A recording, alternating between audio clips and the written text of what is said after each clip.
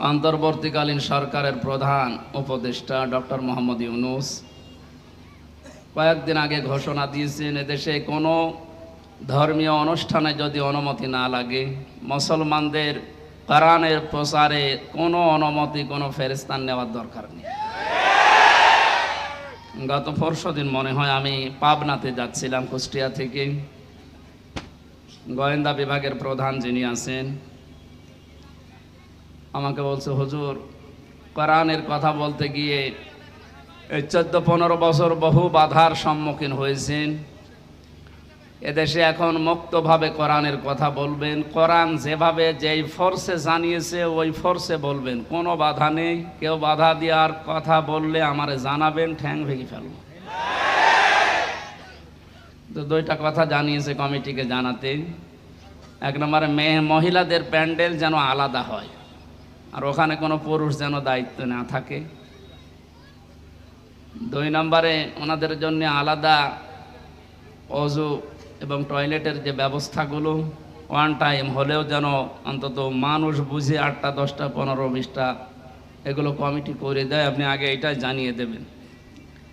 আপনাদের মাহফিলের মাধ্যমে সারা দেশে যেখানে তাফসির মাহফিল, ওয়াজ মাহফিল নেওয়া আছে আমি জানিয়ে দিলাম, আপনারা এই কাজগুলো করবেন। কোরআন প্রসারে, কোরআন প্রতিষ্ঠায় এখন আশা করছি সামনে আর কোনো বাধা আমাদের থাকবে না, যদিও ষড়যন্ত্র বসে নেই। গতকালকেও একটা ষড়যন্ত্র হওয়ার পায়তারা চলছিল, আমাদের ছাত্র বন্ধু যারা আছে তারা রুখে দিয়েছে। এর কয়েকদিন আগে আর একটা হয়েছিল বিচারপতি দিয়ে, সেইটাও রুখে দিয়েছে। আমার মনে হয় যাই হচ্ছে, আল্লাহ রাব্বুল আলামিন সে কাবা শরীফ ধ্বংস করতে যারা এসেছিল, সে আবাবিল পাখি দিয়ে যেমন সাহায্য করেছিলেন, পদে পদে জালেমদেরকে বিদায় দেওয়ার পরে যা হচ্ছে আল্লাহ নিজে মনে হয় হাতে করে করছেন। ইদা জা নাসরুল্লাহি ওয়াল ফাত, হে নবী, যখন সাহায্য আসবে আল্লাহর, আপনি তখন বিজয় দেখতে পাবেন। আল্লাহর এই সাহায্য ছাড়া আমাদের এই বিজয়, আমার যেটা মনে হয়, সম্ভব না। বিজয়ের ঘোষণা দেওয়ার পরে আল্লাহর আয়াত ছিল, আরাআইতান নাসা ইয়াদখুলুনা ফি দীনিল্লাহি আফওয়াজা। সাহায্য আসবে, আপনি বিজয় দেখতে পাবেন। শুধু এতটুকুই না, বিজয় যখন আসবে আপনাদের, আপনি দলে দলে পালে পালে ইসলামে মানুষ প্রবেশ করছে, এই দৃশ্য দেখতে পাবেন। আমার তো মনে হচ্ছে যে দৃশ্য আরম্ভ হয়েছে এই 18-20 দিনে। আর কোরআনে কারিম প্রতিষ্ঠার জন্য যারা একামতে দিনের দায়িত্ব পালন করছে বা করবে সামনে, অগ্রণী ভূমিকা যারা পালন করছে ময়দানে, এনাদের যে অ্যাক্টিভিটিস বা এখলাস, যে শ্রম তারা দিয়ে যাচ্ছে মানবতার জন্যে, বিশেষ করে জামাত ইসলামী বাংলাদেশের শ্রদ্ধাভাজন আমির ডক্টর শফিকুর রহমানের এ বৃদ্ধ যুবক না, এই বয়সে যে শ্রম দিচ্ছে। আমরা যে সময় কোরআনের কথা বলার জন্য, শোনার জন্য বসছি, এই সময়ে বাংলাদেশে আমাদের প্রতিবেশী নামে কলঙ্ক যারা, তাদের আগ্রাসনের কারণে প্রায় 12-13টা জেলা এখন পানির নিচে। উনি যেভাবে কাজ চালিয়ে যাচ্ছে, প্রতিদিন প্রতিনিয়ত নতুন নতুন বিষয়, এ বাংলাদেশ তার কাছ থেকে আমার মনে হয় কিছু শিখতেছে। এই অবস্থায় ঐক্যের ডাক দিয়ে 75টার উপরে শুধু ইসলাম নিয়ে যারা দল করে, রাজনীতি করে এই দেশে, তাদেরকে সব এক জায়গায় করার চেষ্টায় আছে এবং সফলও হচ্ছে। এই কঠিন মুহূর্তে এখনো পর্যন্ত যদি ছোটখাটো বিষয়গুলো আমাদের ভেতর থেকে অহংকার, হিংসা, তাকাব্বরি এবং মনের ভেতরে যে কালিমাগুলো আছে দূর করতে না পারি, আবার কোন সালেম এসে যদি চেপে বসে, ও পাথর সরানো কিন্তু কিয়ামত হয়ে যাবে। একটা উদাহরণ পড়ছিলাম, একটা হোস্টেলে 100 জন ছাত্র থাকে। প্রতিদিন তাদেরকে নাস্তায় সিঙ্গাড়া দেওয়া হয়। সিঙ্গাড়া নাম শোনেননি? তো 20 জন এসে নালিশ দিয়েছে হোস্টেল সুপার যিনি আছে তার কাছে, যে আমরা এই সিঙ্গাড়া আর খাবো না, আমরা অন্য কিছু চাই নাস্তায়। উনি চিন্তা করলেন একবারে তো হুট করে বন্ধ করা যায় না। সবাইকে ডাক দিয়ে বললেন, যে যা খেতে চাও কাগজে লিখে দাও। একবারেই 20 জন হাত তুলেছে যে আমরা সিঙ্গাড়া খাবো না। সিঙ্গাড়া খাবো না বলে যারা আদেশ দিচ্ছে বা আহ্বান জানাচ্ছে, এদের সংখ্যা মাত্র 20 জন। কয়জন এখনো বাকি আছে বলেন? এর ভেতরে হয়তো 16 জন লিখে দিয়েছে যে আমরা রোল চাই, 15 জন লিখে দিয়েছে হয়তো যে পাউরুটি কলা চাই। এভাবে দেখতে দেখতে শেষ পর্যন্ত দেখা গেল যে 20-এর উপরে আর পার হচ্ছে না। 20-এর বাইরে যারা ছিল তারা কি সংখ্যায় কম না বেশি? কত বেশি বলেন তো? 4 ভাগ। কত বেশি? এরপরেও কারোরটা পাস হয়নি, হয়েছে কারটা? ওই 20 জনেরটা। এই জন্য আমাদের অবস্থান সামনে কিন্তু এরকম আসতেছে। আমরা নিজেদের ভেতরে কাদা ছড়াছড়ি করে ভুল বুঝে এতদিন যা করেছি, এটা আমরা একা করেছি তা না, আমাদেরকে করানো হয়েছে। আমি গোয়েন্দা বিভাগদের কাছ থেকে বহু তথ্য পেয়েছি এই 3 বছর জেলে থাকার কারণে। ওখানে তো সব রাজা মহারাজা মহারথী ওখানে আছে। ওনারা জানিয়েছে যে ইসলামকে এ দেশে যেন দাঁড় করাতে না পারে, সেই জন্যে ছোটখাটো বিষয় নিয়ে মানুষের ভেতরে মতভেদ তৈরি করার জন্য জেনারেল মানুষগুলো যা করে করুক, হুজুর ছাড়া টুপিওয়ালা ছাড়া এর যেন এক জায়গায় হতে না পারে। যদিও সংখ্যায় এরা একেবারে কম না। কম নাকি? আমার মনে হয় এদেশে আমরা যারা শুধু টুপি মাথায় দেয় আর কারো লাগার কথা না, শুধু টুপিওয়ালা মানুষগুলো যদি এক হয়ে যায় আর ওদের ষড়যন্ত্র যদি কাজে না লাগে। দায়িত্বে যিনি ছিলেন এতদিন 41 সাল টার্গেট দিয়েছিলেন, অতদিন লাগবে না, 41 ঘন্টায় দেশে ইসলাম দাঁড় হয়ে যাবে ইনশাআল্লাহ। দিন যেভাবে যাচ্ছে এবং বিভিন্ন জেনারেল মানুষগুলো, এমনকি আজকে 3 জন হিন্দুকে দেখলাম,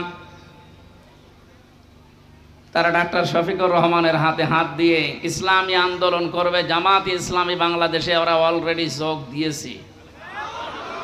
মূর্খ মানুষ না তারা, প্রত্যেকেই শিক্ষিত, সবগুলো বিশ্ববিদ্যালয় থেকে অনার্স মাস্টার্স করা। তারা বুঝতেছে যে এই জামানা যা শুরু হয়েছে, 15 বছর যা দেখলাম, মানবতার ফেরিওয়ালা বিভিন্ন মানুষের নামে আমরা শুধু শুনেছি, বাস্তবে তাদেরকে দেখি নাই, যেটা এখন দেখতে পাচ্ছি ডাক্তার শফিকুর রহমানের ভেতরে। এই যে পাশেই কারাগার, আমি ছিলাম এখানে 3টা বছর। ডাক্তার শফিকুর রহমান সাহেব 4 তলায় ছিলেন, আমরা ছিলাম, উনি 2 তলায় ছিলেন, আমরা ছিলাম 4 তলায়। ডক্টর সাথে 4 দিন ছিলাম। যে ব্যবহার আমি পেয়েছিলাম, ওনার যে আচরণ, ওনার যে আমল বা ওনার যে অবস্থান, ওনার ইমানের আমলের, আমরা হাজারো আলেম ছিলাই, ওই পর্যায়ে আমরা এই জেনারেল মানুষের কাছে হেরে গেছি। ওনার এক একটা সেজদায় কেটে যেত 45 মিনিটে 1 ঘন্টা করি, আর 1 ঘন্টায় আমাদের 10 রাকাত নামাজ হয়ে যায়। আমার যতটুকু বিশ্বাস আমার মনের, আমার ইমানের, এই অ্যাক্টিভিটিস এবং ইখলাসের কারণে আল্লাহ রাব্বুল আলামিন দলে দলে পালে পালে মানুষদেরকে ইসলামী আজ প্রবেশ করাচ্ছে। এটা যেন অব্যাহত থাকে। 5 তারিখের আগ পর্যন্ত মাত্র 20 ভাগ মানুষ চাইতো যে দেশে ইসলাম কায়েম হোক। এই 18-19 দিনের ব্যবধানে এখন প্রায় 35 ভাগের উপরে মানুষ অলরেডি চাচ্ছে যে দেশে ইসলাম দিয়ে, কোরআন দিয়ে দেশটা চলুক। আমরা তো দেখলাম এই 53 বছর, যদিও আমরা 33 বছর, আমার মুরব্বী যে বসে আছে, এই সমস্ত মানুষগুলো তো দেখেছে যে বাবা চালিয়েছে যে কেমন লাগে না, দেখে নাই? স্বামীও চালিয়েছিল, মানুষ দেখেছে। চাচা চালিয়েছে, জোর করে হোক আর যেভাবে হোক, তাও মানুষ দেখেছে। বউ চালাইলো দেখলাম, অন্তত আমি দেখেছি। ভাবিও চালিয়েছিল, দেখেছিলাম। এখন শুধু দেখতে বাকি আছে যে এ কোরআন দিয়ে দেশ চললে কেমন দেখা যায়। এটা দিয়ে চালান, এই কারাগার লাগবে না। কারাগার লাগবে কোন কারণে? এটা দিয়ে চললে অপরাধ হলে যে সঙ্গে সঙ্গে বিচার হয়ে যাবে, অপরাধ শেষ। এখানে বছরের পরে বছর মানুষকে কারণে অকারণে আপনি আটকিয়ে বেকার কষ্ট দেবেন কোন কারণে? আমি যে সিঙ্গাড়ার উদাহরণ দিলাম, 100 জনের মাত্র 20 জন চায়, 80 জন মানুষ থাকার পরেও তাদেরটা পাস হয়নি।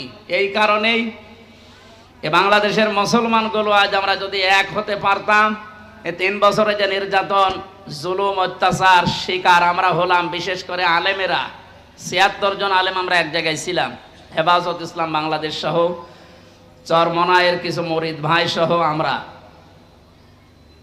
একজন হিন্দু ছিলেন জেলা, এই লোকটা আমার সামনে একটা মুসলমানকে, দাড়িওয়ালা মানুষকে একটু মনে হয় কমান্ড মানে নাই, এই জন্যে লোক দিয়ে যেভাবে পিটিয়েছে, ওই সময় মনে মনে হচ্ছিল যে এদেশে 96% মুসলমান আর মাত্র 4% ওরা, আর কিভাবে পিটতে কোনো খুব বেশি বড় জিনিস না, মানে ছিল না। একদিন একটু হইচই হচ্ছিল, ওই বাইরে যেতে নিষেধ করেছে, উনি একটু গিয়েছে। প্রত্যেকটা এরিয়া তো ভাগ করা আছে, একটু বের হয়েছিল রাস্তায়, যেভাবে মারধর করলো, নিচতলায় নিয়ে আটক করে, আবার এই যে ডান্ডা বেড়ি দিয়ে, মানে সহ্যের বাইরে এই অবস্থা তৈরি হয়েছিল শুধু আমাদের এই মতানৈক্যের কারণে। আল্লাহ রাব্বুল আলামিন ওই দৃশ্য যেন আর কোনোদিন আমাদের দেশে সামনে নিয়ে না আসে। আমরা যেন দেখতে পাই যে আল্লাহর এই কালাম দিয়ে আমাদের এই 56,000 বর্গ মাইল চলছে। আশপাশে যারা শত্রুতা করার, ষড়যন্ত্র করার দুঃসাহস দেখাচ্ছিল, ডক্টর মোহাম্মদ ইউনূসের এক ধমকে অনেকেই থেমে গেছে, কিন্তু তারা গোপনে চালাচ্ছে। তাদের তো পেছনে ভয় আছে 7 সিস্টার, যদি একবার ভেঙে যায়। ওরা যেমন বাংলাদেশ পাকিস্তান থেকে ভাগ করেছিল, এখন পাকিস্তান আর বাংলাদেশ মিলে ভারতকে টুকরা টুকরা করে ছাড়বে, শুরু হয়ে গেছে। আমাদের যেমন ছাত্ররা বিষয় এনে দিয়েছে, পাকিস্তানও মনে হয় কয়েকদিন পরে চলে আসবে ইনশাল্লাহ। এরপরেই দেখবেন ভারতও শুরু হয়ে গেছে। কোরআনের কথা শুনতে এসেছি, আমরা তাফসীর আকারে কথা বলবো। ওখানে লেখা আছে তাই যে আল্লাহ আমাদেরকে, কঠিন মুহূর্ত চলছে যেহেতু বাংলাদেশে, কত মানুষ পানির নিচে, কত মানুষ বিনা কারণে অকারণে এই জেলখানায় পচতেছে। আল্লাহ রাব্বুল আলামিন এই সময় আমাদেরকে কোরআনের কথা শোনার জন্য নিয়ে আসলে আমরা খুশি এবং আনন্দ চিত্তে বলছি আলহামদুলিল্লাহ। আল্লাহ পাক বলেন, তাহা মা আনজালনা আলাইকাল কুরআনা লিতাশকা। হে নবী, এ কোরআন আমি আপনাকে এই জন্য দেইনি যে আপনি মার খাবেন। এ কোরআন এই জন্য দেয়নি যে অন্য দেশের মানুষ আপনাকে পানি দিয়ে ডুবিয়ে মেরে ফেলবে না। লিতাশকার ব্যাখ্যায় আধুনিকভাবে যদি বলা যায়, দুঃখ কষ্ট সহ্য করার জন্যে, হুমকি ধমকি খাওয়ার জন্য কোরআন আমি দেইনি। কোরআন দিয়েছি আপনি সবার উপরে থাকবেন। নবীজিকে যতগুলো নাম দিয়ে আল্লাহ ডাক দিয়েছিলেন, তার ভেতরে 2 নম্বরের নাম হচ্ছে তহা। ওনাকে আল্লাহ ডাক দিয়েছেন প্রথমে ইয়াসিন বলে। কি বলে বলেন তো? বলেন। তাফসিরে কাবীরে আল্লাহ পাক মুফাসসির যারা ইয়াসিন শব্দের তাফসীর করতে গিয়ে তারা দিয়েছেন ইয়া মানে হে, সিন মানে সাজ্জেদ। সাজ্জেদের ব্যাখ্যা করতে গিয়ে আল্লামা ফখরুদ্দীন রাজি রহমতুল্লাহ আলাইহি উনি 5টা বিষয় সামনে নিয়ে এসেছেন। মুফাসসির বলেন, সিন মানে আল্লাহ বুঝিয়েছেন সাজ্জেদুল আলামিন, সিন মানে সাজ্জেদুল বাশার, সিন মানে সাজ্জেদুল কাউনাইন, সিন মানে সাজ্জেদুল আম্বিয়া, সিন মানে সাজ্জেদুল মুরসালিন। প্রতিটি শব্দের ব্যাখ্যা করতে গিয়ে আমরা দেখেছি, মুফাসসিরের কথা বলছি, উনি জানিয়েছেন সাজ্জেদুল আলামিন মানে শুধুমাত্র বাংলাদেশ না, শুধুমাত্র এই পৃথিবী না, এই 228টা রাষ্ট্র নিয়ে দুনিয়া গঠিত এখন। এর বাইরে যত জগৎ আল্লাহ বানিয়েছে, যত জায়গায় মানুষ যেতে পারে, যেমন চাঁদে যাচ্ছে, মঙ্গলে যাচ্ছে, যত জায়গায় যেতে পারে, ওখানেও যদি কেউ বসবাস করা আরম্ভ করে, সেখানেও তাকে মুহাম্মদ রাসূলুল্লাহকে নেতা মানা লাগবে। কারণ আল্লাহর ঘোষণা দেওয়া নেতা এ দুনিয়ায় একজনই, ইয়াসিন। হে নেতা, পৃথিবীর অন্য কাউকে আল্লাহ এ শব্দ দিয়ে ডাকেননি হে নেতা, না, শুধুমাত্র মুহাম্মদ রাসূলুল্লাহকে আল্লাহ ইন্ডিকেট করেছেন। সাইয়্যিদুল আলামিন দিয়ে বোঝা যায় পৃথিবীর কোন জায়গা না, যে কোন গ্রহে যদি আপনি বাস করতে জানেন, তানাজ্জালুল আমরু বাইনাহুন্না, ওই সমস্ত জায়গায় আল্লাহর বিধিবিধান নাজিল হচ্ছে তাদের প্রয়োজনে। এই জন্য যদি মঙ্গলে যান, সেখানে যদি রাসূলুল্লাহকে নেতা মানা লাগে, তাহলে পৃথিবীর এমন কোন জায়গা আছে যেখানে বিশ্ব নবী বাদ দিয়ে অন্যের নেতৃত্ব মানা যায়? শুধুমাত্র বদ্ধ পাগল ছাড়া কোন মানুষ এই পৃথিবীর ময়দানে মুহাম্মদ রাসূলুল্লাহ বাদ দিয়ে অন্য কাউকে নেতৃত্বে আসনে বসাতে পারে না। এই শব্দটা বারবার উচ্চারণ করছি আমি খেলা করার জন্য না। গাজীপুরবাসী খুব খেয়াল করে শোনেন, এটা দুনিয়ার সাথে যদি সম্পর্কিত হতো, আল্লাহর কসম আমি এ জায়গায় বলতাম না, এটা সম্পর্কিত আখিরাতের সাথে। আল্লাহ পাক জানিয়েছেন ময়দানে মহাশারে মানুষ যখন হাজির হবে, ওই সময়ে মানুষকে আমি বিচারের কাঠগড়ায় দাঁড় করানোর জন্য 3টি স্টেপে সাজাবো। প্রথমেই মানুষকে ডাক দেওয়া হবে আল্লাহর সামনে দল দল করে। কোরআনে কারীম জানাচ্ছে অকুল্লুহুম আতিহি ইয়াউমাল কিয়ামাতি ফারদা। সূরা মরিয়মের 95 নম্বর আয়াত। আল্লাহ পাক বলেন কিয়ামতে প্রতিটি মানুষকে আমি আল্লাহর সামনে দাঁড় করাবো স্রেফ একা একা। কয়জন করে? এদের স্বাধীন হয়ে গেল কয়েকদিন আগে, দ্বিতীয় স্বাধীনতা বলা হচ্ছে। এরপরে অনেক ভণ্ড এখনো বসে নেই এই কথাটাকে কোরআনের বিরুদ্ধে পুরা উল্টা সাজিয়ে মানুষকে এখনো ধোঁকা দিয়ে বোকা বানাচ্ছে। কোনো চিন্তা করবা না, চিন্তা নেইও, আমরা আছি, পার করে দেব। দুনিয়ার এই ছোট্ট জীবনে যদি অনেকে পার করতে গিয়ে ধরা খায়, কিয়ামতের ওই কঠিন ময়দানে আল্লাহ আপনাকে ডাকবে, কোন মানুষ আপনার সাথে প্রথম স্টেপে থাকবে না, স্রেফ আপনি একা সামনে দাঁড়াবেন আল্লাহর। একটু নিজের দিকে তাকিয়ে পেছনের জীবনের দিকে একটু হিসাব মিলান তো। সত্যিই যদি আল্লাহ আপনাকে ডাক দিয়ে বলে পড়, ইকরা কিতাবাকা কাফা বিনাফসিকা লিয়াউমা আলাইকা হাসিবা। সূরা বানী ইসরাঈলের 14 নম্বর আয়াতে আল্লাহ জানিয়েছেন এটা পড়, জান্নাতে যাবি না জাহান্নামে যাবি কারো জিজ্ঞাসা লাগবে না, তুই নিজেই যথেষ্ট। এখানে যত আসামি জেলখানায় আছে গাজীপুর কাশিমপুর সহ, প্রত্যেকটি আসামিকে আদালতে তোলার সময় বিচারক কিন্তু জিজ্ঞাসা করে তার অপরাধ সম্পর্কে, যেটা করেছেন কিনা। বিশেষ করে 164 যখন নেয়, ম্যাজিস্ট্রেট কিন্তু জিজ্ঞাসা করে যা যা বললেন আপনি এগুলো করেছেন কিনা। আল্লাহর বিচার ব্যবস্থা পুরা উল্টা। ইয়ারাফুল মুজরিমুনা বিসিমাহুম ফায়ুখাযু বিন নাওয়াসি ওয়াল আকদাম ফাবিআইয়ি আলাহি রাব্বিকুমা তুকাযযিবান। বলেন আল্লাহু আকবার। আল্লাহ পাক বলেন কিয়ামতের দিন আমি অপরাধীকে জিজ্ঞাসা করব না যে এটা করেছিস কিনা। কিয়ামতের দিন আমি তার শরীরের ভেতরে অপরাধগুলো ফুটিয়ে তুলব। এর তাফসীরে আমি 10 প্রকার আকৃতির কথা পেয়েছি। মানুষের চুল ধরবে অপমান করার জন্য, আর কদম মানে পা ধরবে। ফেরেশতারা এই দুইটা নিয়ে তাকে জাহান্নামে ফেলার জন্য রওনা দেবে।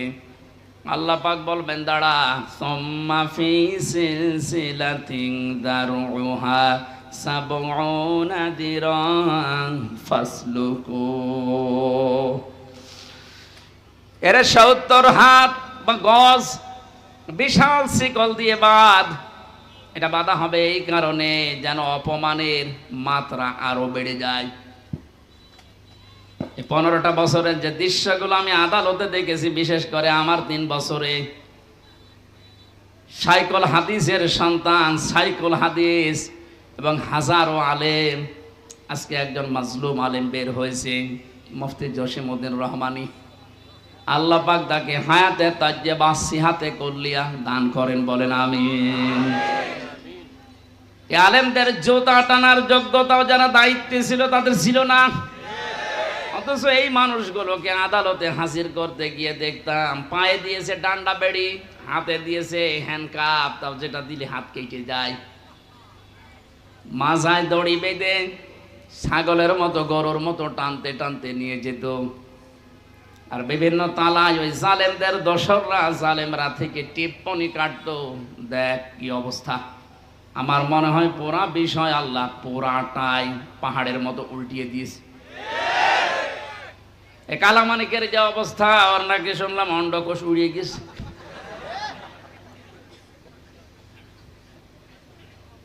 এ শয়তানটা বিশ্ব নন্দিত মুফাসসিরে কোরআন শহীদ আল্লামা দেলাওয়ার হোসেন সাইদি রহমতুল্লাহ আলাইহি, তাকে ফাঁসি দেওয়ার জন্য যে গর্ববোধ করেছিল যে আমি তাকে ফাঁসি দিয়েছি।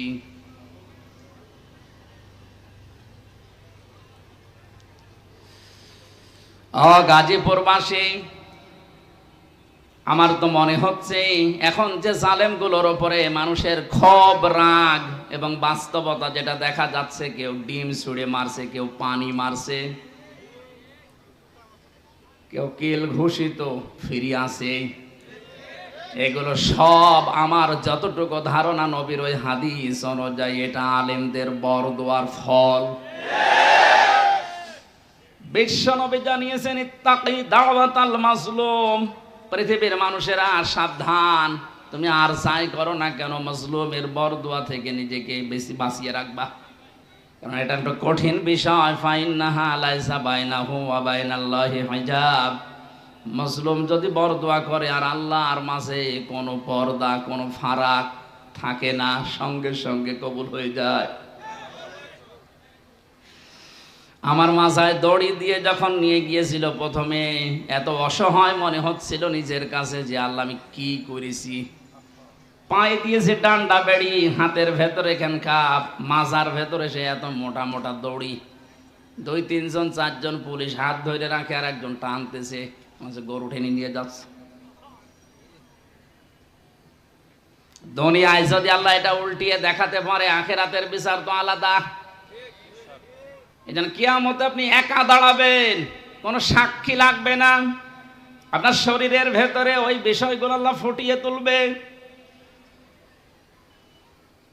ফাম্মা মান উতিয়া কিতাবাহু বিয়ামিনি, আমলনামা যদি আল্লাহ হাতে দিয়ে বলে পড়, ডান হাতে যারা পাবে ফায়াকুলু হাউ মুকরাউ কিতাবিয়া, ওরা নিজে আনন্দ পাবে আর মানুষকে বলবে দেখো কি সুন্দর রেজাল্ট আমি পেয়েছি।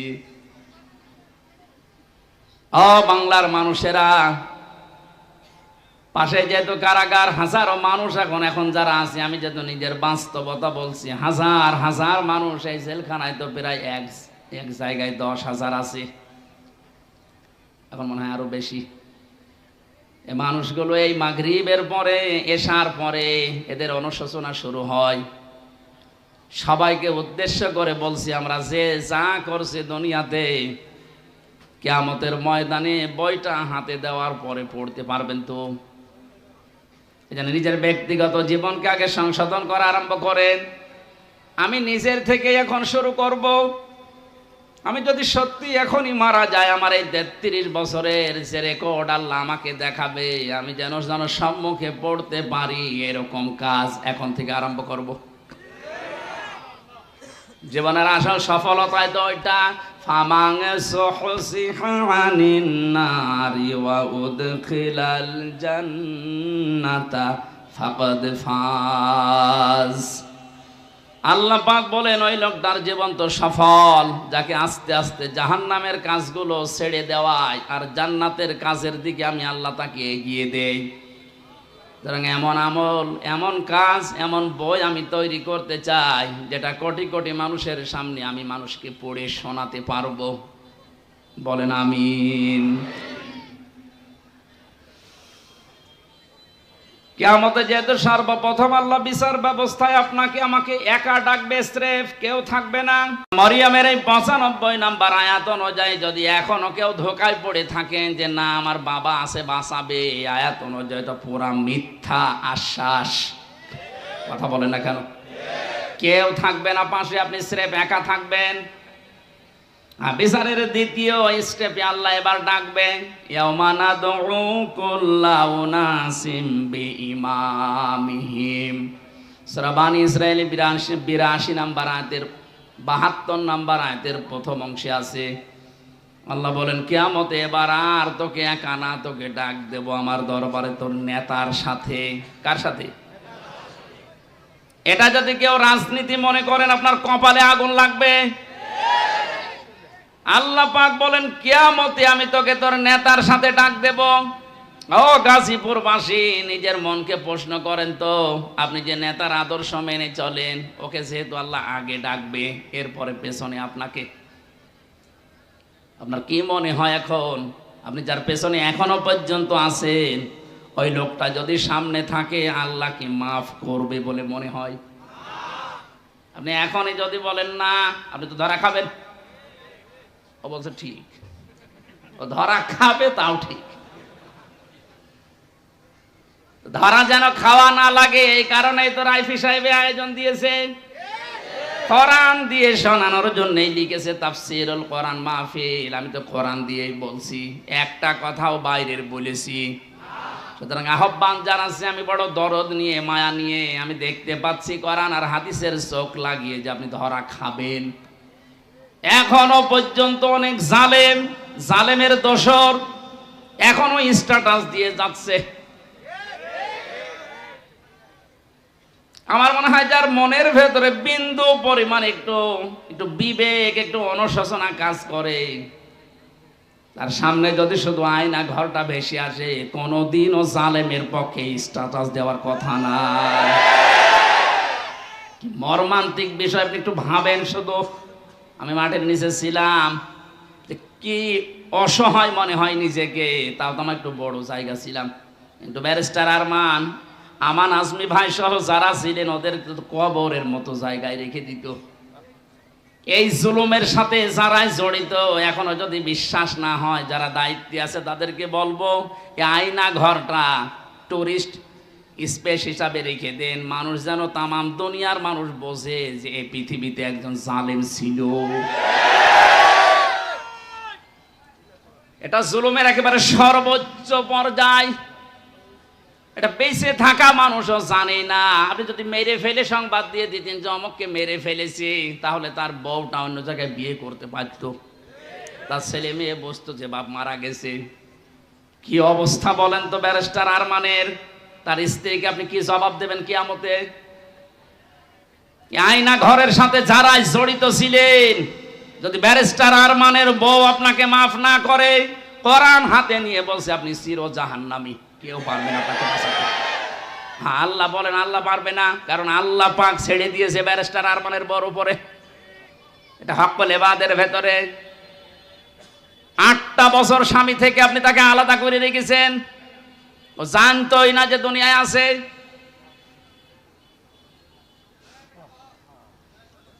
আমি কয়দিন থেকে আমার অবস্থা হালচাল শেষ হয়ে গেছে, আর সে 8টা বছর। এরপরও যদি কোনো মানুষ জালেমের পক্ষে কথা বলে, কি বলেন তো, বলে বিবেক কি বলে তার? আপনার বিবেক বলে কিছু আছে? আর নেই। আমি তো বাস্তব কথা বলছি, আপনি কিন্তু ধরা খাবেন, আমি দেখতে পাচ্ছি। এখনো আদর্শ ঠিক করেন। বহু মানুষকে দেখলাম কিচ্ছু হয়নি, এখন যেহেতু বাঁধ গিয়ে আসে, শুধু এইটা দিয়ে চললে কেমন দেখা যায়। চর্মচোখে আল্লাহ তুমি আমাদেরকে অন্তত তাড়াতাড়ি দেখার তৌফিক দাও যে কোরআন দিয়ে দেশটা চলছে।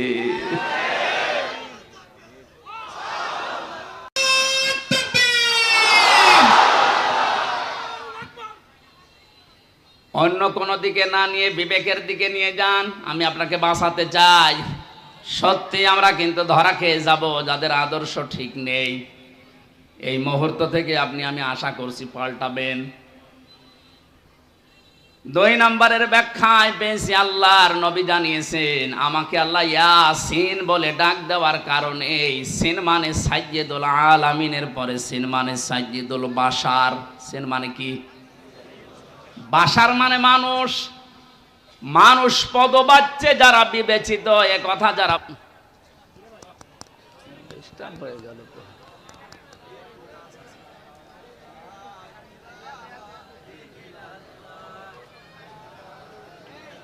মোবাইল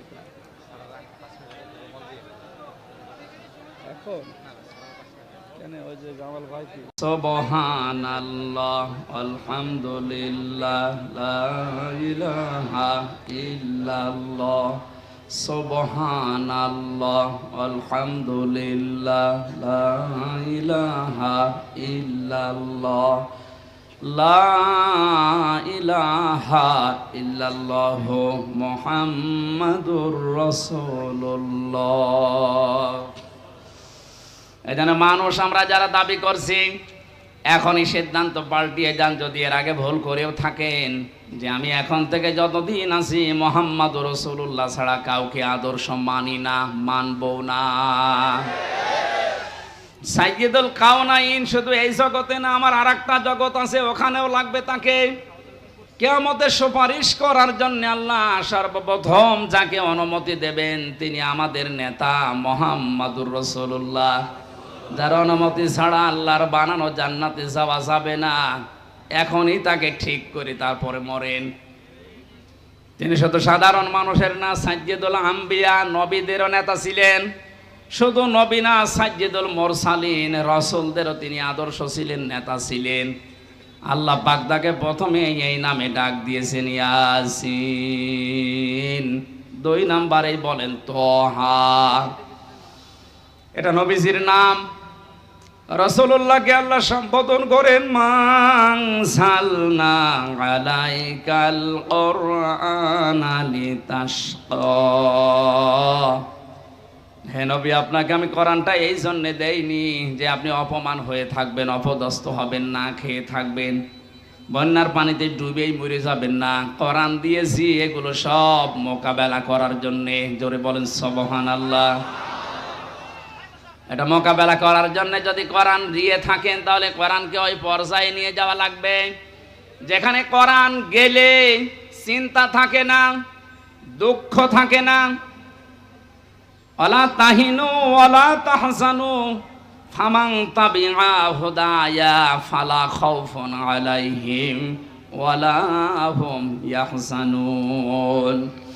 আমার পাঠানো হেদায়েত যদি অনুসরণ করতে পারো, অনুসরণ করা যায় যেখানে গেলে ওই জায়গায় যদি নিয়ে যেতে পারো। প্রশ্ন আসতে পারো অনুসরণ তো করি, হ্যাঁ। আজ আমাদের অনেকের ঘরে ঘরে কোরআন শরীফ আছে, কিন্তু যেখানে থাকা দরকার ওই জায়গায় না থাকার কারণে আজ হাজারো মানুষ জায়েজ জিনিস জায়েজ জানার পরও মানতে পারছি না। যেখানে গেলে জায়েজটা জায়েজ ভাবে মানা যায় আর হারামটা হারাম জানার পরে ছেড়ে দেওয়া যায়, এই জায়গায় কোরআনকে পৌঁছিয়ে দেওয়ার দায়িত্ব এখন আমাদের। আর সে সময় এবং সুযোগ আমাদের সামনে ইনশাল্লাহ আসতেছে। এরপরও যদি আপনি ভুল করে ফেলেন আমার মনে হয় বারবার আল্লাহ সুযোগ দেবে না। কথা বলে না কেন? মান ক্বারাআল কুরআনা ফাস্তাযহারাহু, যে ব্যক্তি কোরআন পড়ে এবং কোরআনকে দাঁড় করানোর জন্য স্পষ্ট এজহার মানে বিজয় করা। এজহার মানে কি? কোরআনকে বিজয় করার জন্য যারা চেষ্টা চালায়, ফাহাল্লা হালালাহু ওয়া হারামা হারামাহু, এর হালালকে হালাল জেনে আঁকড়িয়ে ধরে, হারামকে হারাম জেনে ছেড়ে দেয়, আদখালাহুল্লাহুল জান্নাহ। হে নবী আপনি বলেন আল্লাহ পাক তাকে জান্নাতে দিয়েই দিয়েছে। জান্নাতে দেবে না, জান্নাতে দিয়ে দিয়েছে। সুতরাং এমন একটা দেশ এখন কোরআনে কারিম দিয়ে গঠন করা দরকার যেখানে বসবাস করলে জান্নাতে যাওয়ার গ্যারান্টি পাওয়া যায়। হজ করতে যারা যান, এই যে মানুষগুলোকে আমি দেখেছি 16 সালে কি নিয়ে আসে মানুষ ওখান থেকে। আসার সময় হয় তসবিহ নেয়, পাথর নেয়, জায়নামাজ নেয়, আতর নেয়, আর বাকি কিছু কিছু জিনিস নিয়ে আসে, স্বর্ণ।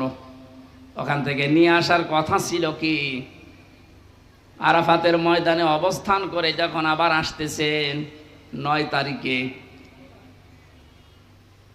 মুজদালিফার যে ময়দানটা আছে, লক্ষ লক্ষ নারী পুরুষ খোলা আকাশের নিচে, কোনো অভিভাবক লাগবে না, একা একা শুয়ে আছে, পাশে যুবতী মেয়ে আছে। কোনোদিন কারো আজ পর্যন্ত সাহস হয়নি যে একটু তাকায়, কথা বলে না কেন? যেমন তেমন মেয়ে লোক না, বিশ্ব সুন্দরী যারা, তারাও শুয়ে আছে। এ কঠিন পরিস্থিতিতে যদি কোনো মানুষ আজ পর্যন্ত এটা প্রমাণ করতে না পারে যে এখান থেকে 5টা মেয়ে হাইজাক হয়ে গেছে, শুনেছেন কোনোদিন? 5টা মেয়ে সম্ভ্রম হারিয়ে ফেলেছে, শুনেছেন কোনোদিন? 5টা ধর্ষণের শিকার হয়েছে, শুনেছেন? আপনি এটা নিয়ে আসতে পারেন না। কোরআনের নিয়মটা থাকার কারণে যদি খোলা আকাশের নিচে মরুভূমির ভেতরে এত বড় একটা নিরাপত্তা গ্যারান্টি পাওয়া যায়, 56,000 বর্গ মাইল যদি এইটা দিয়ে চলে, পুরাটাই আমার মনে হয় আল্লাহ মুজদালিফার মতো নিরাপত্তা দিয়ে দেবে। এজন্য আমাদের আসল কাজ হবে এখন এইটাকে উপরে তোলার চেষ্টা চালাচ্ছে যারা, আল্লাহ তাদের এই চেষ্টার ভেতরে যেন ইখলাস আরো বাড়িয়ে দেন, তাদের শরীর স্বাস্থ্য আল্লাহ যেন সুস্থ রাখেন। সবাই বলেন আমিন। দরুদ পড়ছি, সালাম পাঠাচ্ছি আমাদের নবী মুহাম্মদ রাসূলুল্লাহর উপরে, যিনি আর্থ মানবতার মুক্তির জন্য দুনিয়াতে এসেছিলেন। এখন তার আদর্শটা দিক বিদিক ছোটাছুটি করছে মানুষ, এই কারণে আমরা এখনো পর্যন্ত অসহায় হয়ে আছি দুনিয়ার ময়দানে। আল্লাহ যে উদ্দেশ্য নিয়ে তাকে পাঠিয়েছিলেন, তাকে যদি আমরা ওইভাবে গ্রহণ করতে পারি, এখনো আমরা নেতৃত্বের জায়গায় যেতে পারবো ইনশাআল্লাহ। আল্লাহ যেন ওটা দেখার তৌফিক আমাদের দেন, বলেন আমিন। আজকের আমার আলোচনার বিষয় হচ্ছে ঈমান আনার কিছু শর্ত আছে। এখানে আর একটা আলোচনা আছে সামনে, ওখানে ঈমান নষ্ট হয়ে যায় কি করলে, ওই বিষয়গুলো আমি কোরআন আর হাদিস দিয়ে তুলে ধরবো। আজকের আলোচনার বিষয় ঈমান আনলেই না, আমরা যেহেতু ঈমান পাইনি, আমরা ঈমান এনেছি, এ কথাটা ঠিক হয়নি। আমরা ঈমান পেয়েছি না ঈমান এনেছি? হ্যাঁ, এটা ক্লাস চলছে, জবাব দেন তো ছাত্রের মতো। আমরা এখানে যারা আছি, ঈমান কি এনেছি না ঈমান পেয়েছি? পেয়েছি। বাপ দাদা পূর্বপুরুষ মুসলমান ছিল, এসেছি ওই ঘরে, এই জন্য আমিও মুসলমান, আমারও ঈমান ওই পর্যায়ে। তো সাহাবা একরাম ঈমান পেয়েছিলেন না ঈমান এনেছিলেন? কোরআনে কারিমে আল্লাহ যে বারবার ডাক দিয়েছেন, ঈমান পেয়েছো যারা না ঈমান এনেছো যারা? ইন্নাল্লাযীনা আমানু, নিশ্চয় যারা ঈমান পায়, কি যারা ঈমান আনে। তাহলে ঈমান আনার বিষয়, ঈমান যদি কেউ আনতে চায়, বিশ্ব নবীকে আল্লাহ জানিয়েছেন, হে নবী, তারা যেন আপনার কাছে আসে যারা ঈমান আনবে বলে 6টা বিষয় তাদেরকে জানাবেন, যে এই 6টা হচ্ছে ঈমান আনার শর্ত।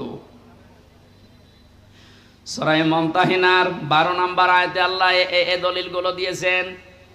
বিশ্ব নবীর কাছে যে মেয়েরা আসতো বায়াত নেওয়ার জন্যে, নবীজি জানিয়েছিলেন, পর্দার আড়ালে বসো, তোমাদেরকে আমি বায়াত দিতে রাজি আছি, কিন্তু 6টা বিষয় ওয়াদা করে যাও যে জীবনে কোনোদিন করবা না।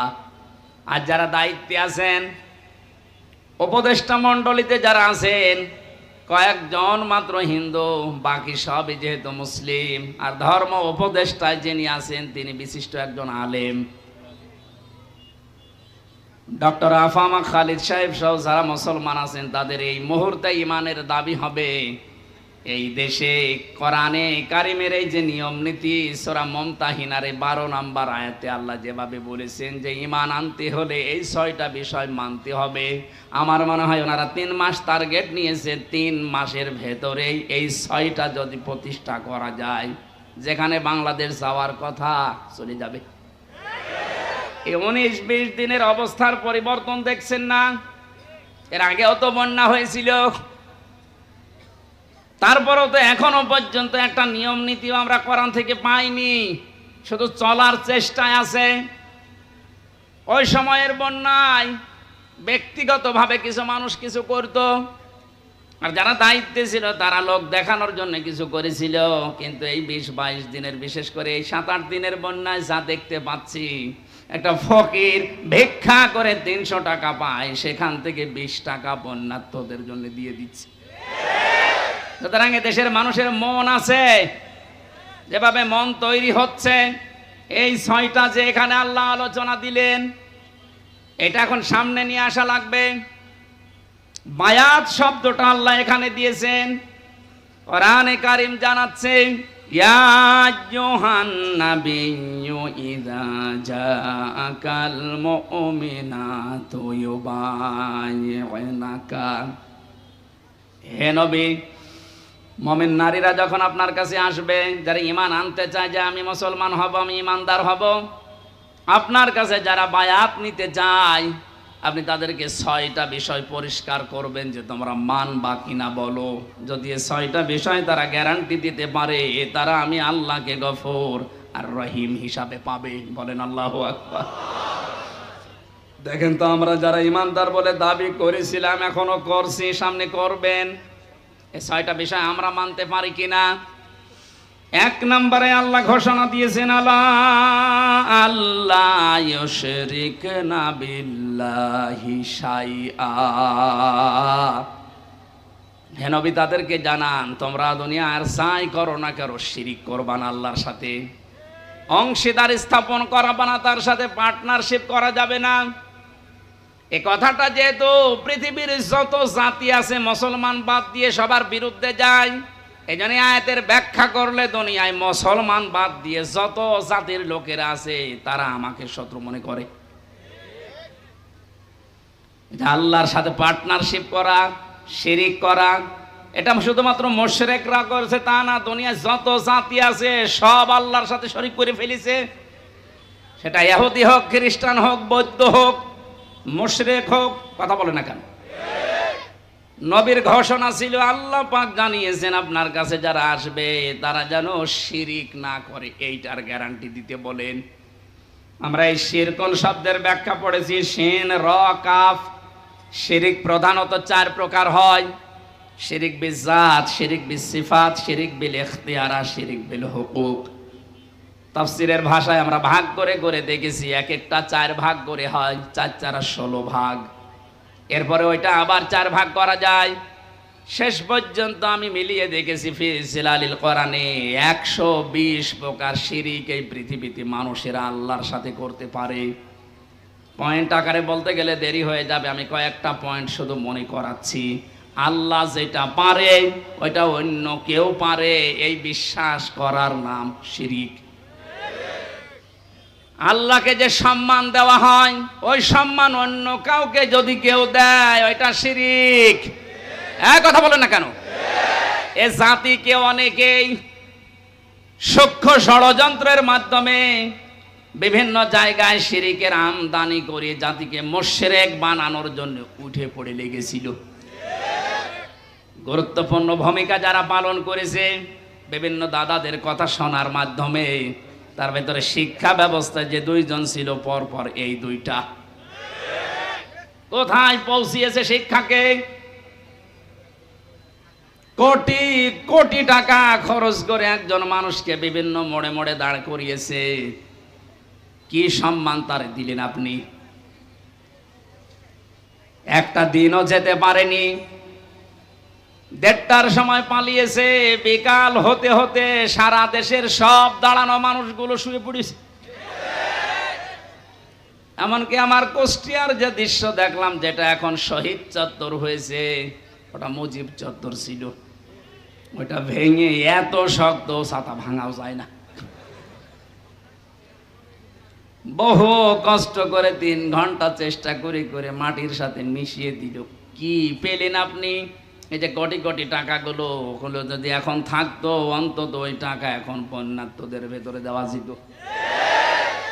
আর আমার তো কোরআন হাদিস পড়ার পরে ধারণা যা, ওই মূর্তি বানানোর টাকাগুলো যদি আমরা আজ বন্যার্থ এই মানুষদের কাছে দিতে পারতাম, বঙ্গবন্ধুর কবরে মহান আল্লাহ আরো শান্তি বৃদ্ধি করে দিত। ইসলাম না জানার কারণে আর পাশে যে দালালগুলো ছিল তারা এদেরকে সঠিকভাবে না বোঝানোর কারণে, বিভিন্ন চাপ থাকার কারণে মানুষগুলো শিরিক করেছে, আমাদেরকেও করাতে বাধ্য করেছে। এখন থেকে যেহেতু চাপ নেই, শিরিক এটা মুক্ত হওয়া লাগবে জীবন থেকে। ছোটখাটো অপরাধ যদি হয়, আল্লাহ গফর আর গফফার নামের খাতিরে মাফ করবে আশা করা যায়, কিন্তু শিরিক করলে আল্লাহ মাফ করবে না, বারবার ঘোষণা দিচ্ছেন। ও গাজীপুরবাসী সহ যারা আছি, এই কথাটা গ্যারান্টি আজকে দেওয়া লাগবে যে আগুনে যদি পুড়িয়ে ফেলেন, যদি টুকরা টুকরা করে ফেলেন, ওই ঝিনাইদহ এমপির মতো করেন, ঝিনাইদহ এমপিকে হিরণ নামে তার পিটিয়ে মেরে উলঙ্গ করে 4 রাস্তার মোড়ে টাঙিয়ে রেখে থাক, এরকমও যদি আপনাকে করে দুনিয়ায়, জেলখানায় মাওলানা মুফতি জসিমউদ্দিন রহমানের মতো 11-12 বছর না, বিশ্বানন্দে তো মুফাসসিরের 13 বছরের মতো না, 100 বছরও যদি আপনাকে রেখে দেয়, কোনোদিন আমি শিরিক করব না, এটার গ্যারান্টি নিয়ে মারা যেতে পারলে আপনি জান্নাতি। শিরিকের গুনাহ বাদ দিয়ে বাকি গুনাহ আল্লাহ মাফ করবে বলে ঘোষণা দিয়েছেন। এই শব্দটার সাথে সন্তানদেরকে পরিচয় করার কারণে একজন কালো মানুষ, দুনিয়ায় 3 জন কালো মানুষের নাম পেয়েছি আমি তাফসিরে। হযরত ওমরের খাদেম একজন মাহাজা রাদিয়াল্লাহু তাআলা আনহু, আরেকজন এই যে যার নাম আল্লাহ কোরআনে দিয়েছেন তার নামে লোকমান, 3 নম্বরে হযরতে বেলাল। এত কালো ছিল এদের চেহারাগুলো, তাদের বর্ণনা পড়েছি তাফসিরে। ঠোঁটগুলো ছিল একেবারে ওই আফ্রিকার মতো ঝোলা মানুষের মতো চেহারা, কালো, এত কালো, হাড়ের তলা কি কালো, তার চাইতে কালো চেহারার যে বর্ণনা বলছি, এটা কি একবার দেখলে আর একবার দেখতে মন চাইবে বলেন? অথচ সে মানুষকে আল্লাহ চিরন্তন করে দিয়েছে কোরআনে, 4 পৃষ্ঠার একটা সূরা দিয়েছে, তার নামে সূরা লোকমান। তিনি কি করেছিলেন এত দুনিয়ায়, তার পুরা জীবনে আমি পড়ে দেখেছি, সর্বপ্রথম তার কাজ ছিল তার সন্তানকে তিনি ডাক দিয়ে এই শিরিকের বিষয়ে আল্লাহর সাথে পরিচয় করিয়েছিলেন। وَإِذْ قَالَ لُقْمَانُ لِابْنِهِ وَهُوَ يَعِظُهُ يَا بُنَيَّ لَا تُشْرِكْ بِاللَّهِ إِنَّ الشِّرْكَ لَظُلْمٌ عَظِيمٌ। স্মরণ করো ওই সময়ের কথা যখন হযরত লোকমান তার আদরের সন্তানকে ডাক দিয়ে বলেছিলেন, হে আমার আদরের সন্তান, তুমি কখনো আল্লাহর সাথে শিরিক করবা না, শিরিক হচ্ছে বড় জুলুম। বাংলার মুসলমানেরা, আমাদেরও এখন উচিত হবে আমাদের আদরের ছেলে মেয়েদেরকে হযরত লোকমানের মতো যদি আল্লাহর সাথে শিরিকের এই বিষয়গুলো 120 প্রকার আছে, এই পয়েন্ট আকারে ধরে ধরে তাদেরকে যদি বোঝাতে পারেন, আপনাকেও আল্লাহ লোকমানের মতো চিরন্তন করে দেবেন। এইটাকে বাইপাস করে আমার সন্তানকে মুশরিক বানানোর জন্য যারা উঠে পড়ে লেগেছিল, আল্লাহ এখন নিজে তাদের শাস্তি দিচ্ছে। কারণ আল্লাহ সব সহ্য করে, শিরিক সহ্য করে না। এই জন্য পৃথিবীতে মুশরিকদের কোনো উন্নতি হয় না, কারণ ওদের প্রতি আল্লাহ নিজে লানত দিয়েছেন, সূরা জুমারে আছে। এত কঠিন কঠিন কথা শিরিকের বিরুদ্ধে আল্লাহ কোরআনে দিয়েছেন। শিরিক করা মানুষের জন্য আল্লাহর বানানো জান্নাত হারাম, এমনকি তাদের কোনো সাহায্যকারীও থাকবে না। এজন্য বাংলার মুসলমানের এই বিষয়টা খুব সতর্ক হওয়া লাগবে। আর যাই করি জীবনে যেন আমরা শিরিক না করি। শিরিকগুলো এখন একটা একটা করে পয়েন্ট আকারে বললে অনেক সময় লাগবে, আমি শেষ করছি। আপনারা একটু তাফসিরে ইবনে কাসির এই আয়াতে পাওয়া যায় শিরিক, এর ব্যাখ্যা দেওয়া আছে আর ফি জিলালিল কোরআনে। 2 নম্বরে চুরি করবেন না, ওয়ালা ইয়াসরিকনা, চুরি করা যাবে না। এখন যারা দায়িত্বে আছে, সামনে যারা আসবে, এটা একটু কঠোর হওয়া লাগবে যে চুরি এই শব্দটা যেন এদেশে না থাকে। এদেশ এমনি দাঁড়িয়ে যাবে, বরং যারা চুরি করেছে, চুরি করে বাইরে যারা টাকা পাঠিয়েছে, ওই টাকাগুলো যে কোনো ভাবে এদেশে নিয়ে আসা লাগবে। যদি দিতে না চায়, তাদের যা আছে এই দেশে স্থাবর অস্থাবর এমনকি তাদের স্ত্রী সন্তান হলেও এই দেশের খেদমতে লাগানো লাগবে।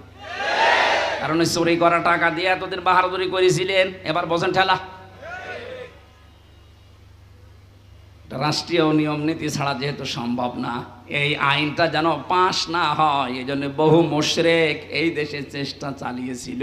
এমনকি আয়াতকে তারা বর্বর আইন বলে ঘোষণা দিয়েছে। এখন যারা সামনে যাবে তারা যেন এটা একটু মেনে নেওয়ার চেষ্টা চালান। ওয়ালা ইয়াজনিনা, জেনা করা যাবে না। আজ বাস্তবতা পুরো ভিন্ন দেখছি। এত ভালো মানুষ মনে করতাম যাদের, তারা অন্যের বউ নিয়ে রাত কাটিয়েছে। আরে দরবেশ, এত বড় দাড়ি, আর অন্যের বউ জোর করে তালাক দিয়ে নিজের কাছে নিয়ে এসেছে। বলেন সুবহানাল্লাহ। দরবেশের যদি এই হয়, বাকি যেগুলো নমো, এদের চরিত্র কোথায় গিয়ে পৌঁছিয়েছে? আর এরা আলেমদের বিরুদ্ধে ধর্ষণ মামলা দেয়।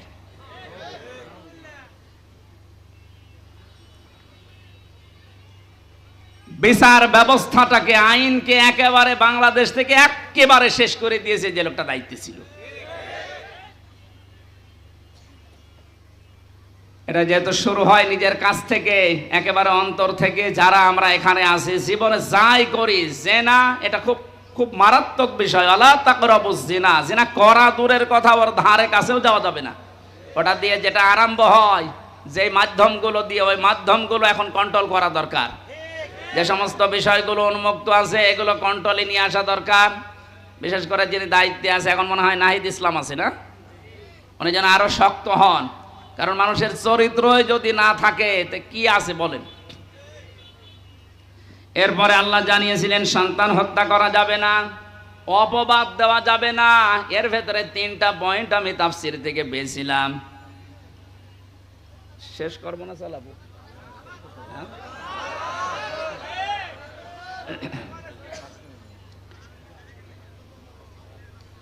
ভালো ভালো কোনো কাজ যদি যারা দায়িত্বে আছে তারা আঞ্জাম দিতে চায়, তাদের এই ভালো কাজে কোনোদিন অবাধ্যতা প্রকাশ করা যাবে না। এই 6টা গ্যারান্টি আপনি আপনার এই যারা আসতেছে এদের কাছে নেন, তারপরে বলেন যে তোমাদের ঈমান তোমরা এনেছো।